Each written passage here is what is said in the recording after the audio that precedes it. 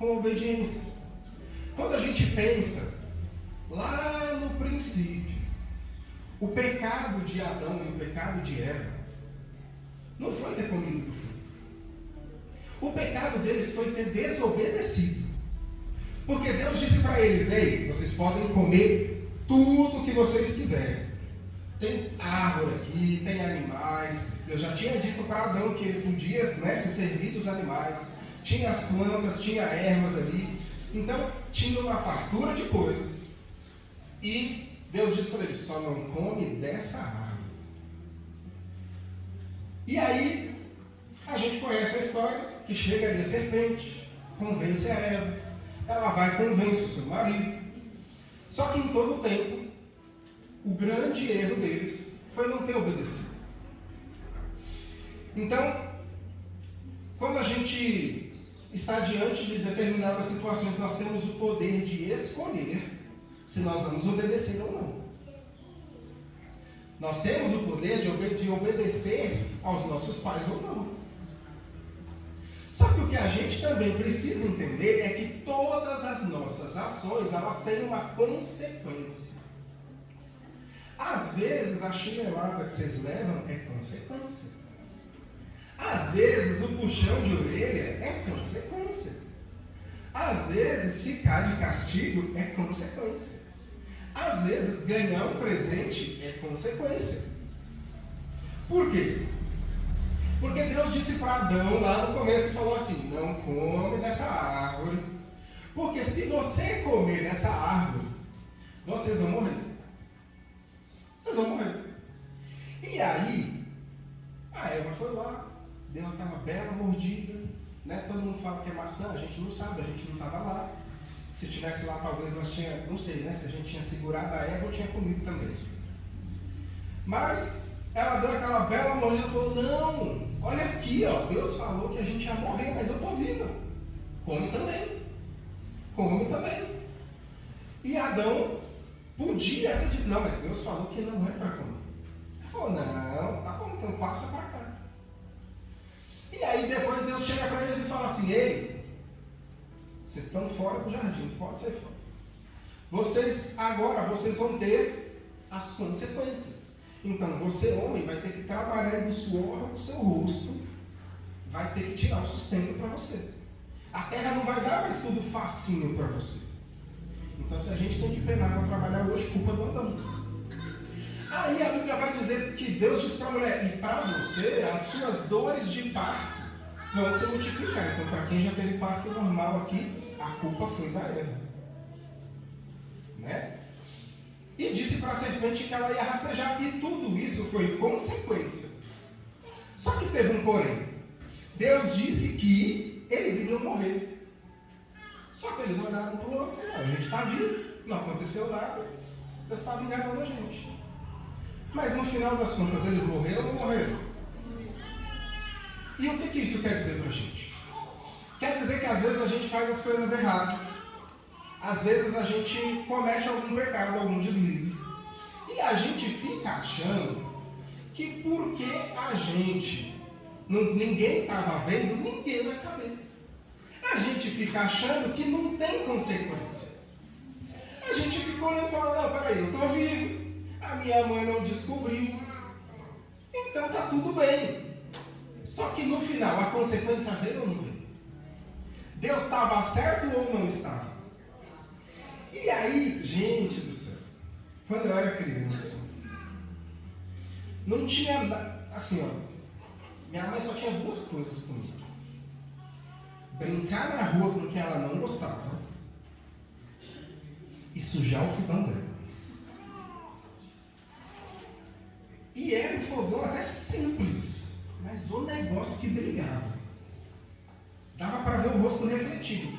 E aí, quem nunca teve a experiência de estar lá, colocar... Agora a Páscoa não tem micro-ondas, né? Então, talvez os mais novos não vão nem saber o que é isso.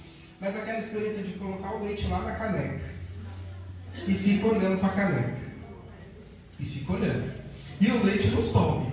E não sobe. E não sobe e está lá.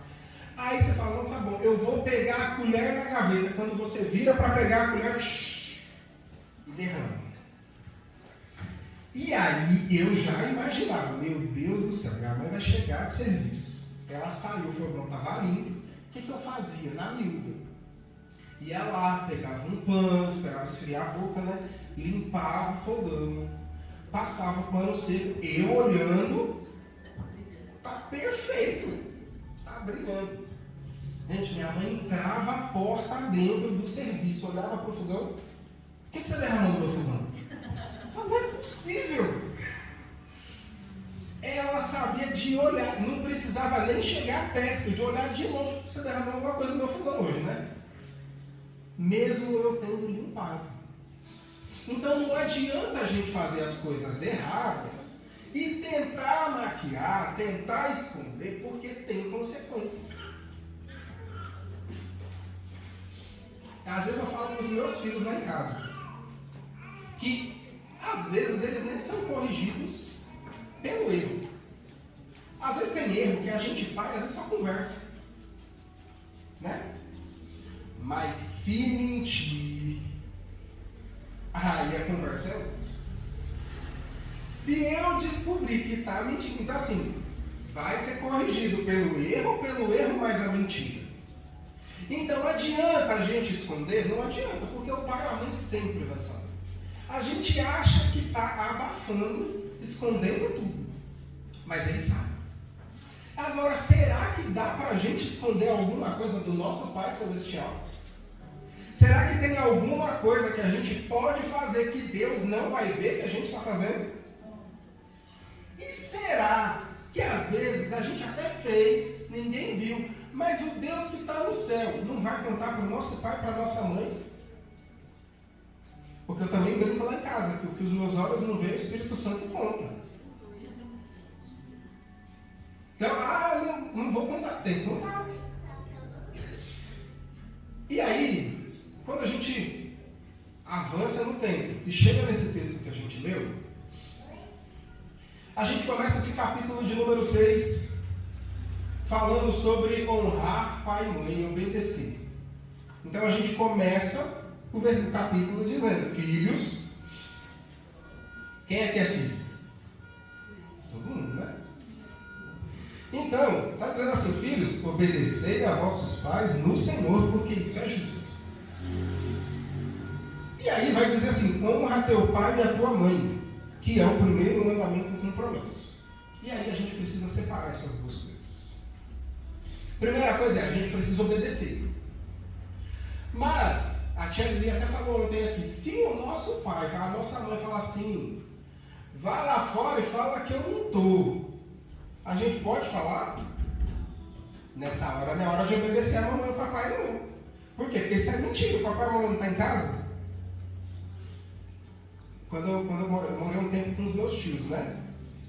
Aí minha tia falava assim, os povos me chamavam lá, falava, sua tia tá aí? Falava, não, espera aí. Aí eu entrava, tia estão chamando lá fora. Aí minha tia pegava e falava, fala pra ele que eu não tô. Aí eu saí. Minha tia mandou dizer que os caras não tá. Então tem horas, a gente precisa... Por que o apóstolo está dizendo para a gente obedecer no Senhor? Porque se aquilo que os nossos pais, a nossa mãe está fazendo é correto, a gente precisa obedecer. Mas se eles estiverem fazendo alguma coisa errada, ou dizendo para a gente fazer alguma coisa que é errado, nessa hora não é para obedecer. Nessa hora a gente precisa fazer o que é certo. Ah, mas o meu pai e a minha mãe estão fazendo errado. Mas espera aí.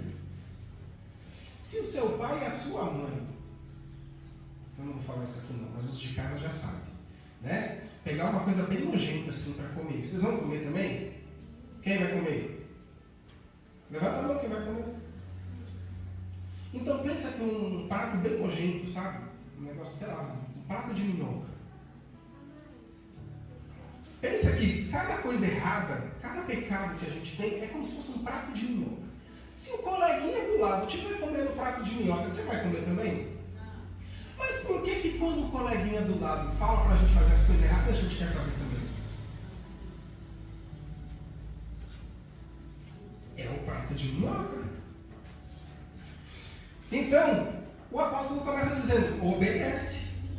Então, em tudo aquilo que for no Senhor, obedece.